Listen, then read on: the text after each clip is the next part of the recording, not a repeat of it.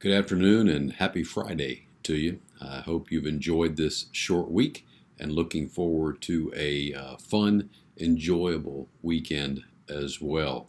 I want to keep this short, but just to send you a quick note of encouragement. I know I've said that in the past and it wound up being 5 minutes, but I really hope to keep this short here. Over the last several weeks, probably 2 months, 10 weeks, I've been getting a lot of phone calls and a lot of emails from former clients, from people who didn't become clients, from others who just sent some messages of encouragement to me and just simply said, now I know what you were talking about. Now I know why you were pushing us to get an emergency fund, and not just to get $1,000, but really get to something more than that. Really pushing us to pay off debt, to continue to grow our finances, and be in a position to where we can build wealth. Now I know what you mean about the discipline that you were trying to instill, and the tracking, and again setting goals on the future and looking forward.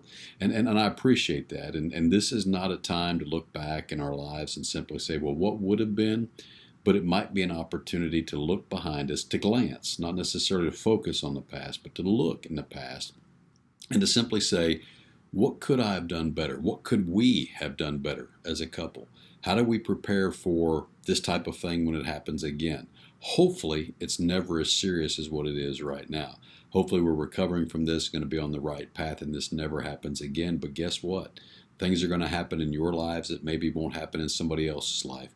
And so I encourage you to be prepared. I encourage you to get all this baggage behind you and really begin to live intentionally, live on a plan, have a budget, really move forward with what you can do and what you can accomplish.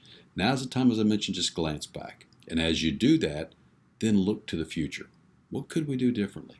Begin to put a plan together. We're almost halfway through this year. It's hard to believe. And in fact, it seems like the last 3 months, 2 months, 3 months has been a year or two. But we're almost halfway through this year.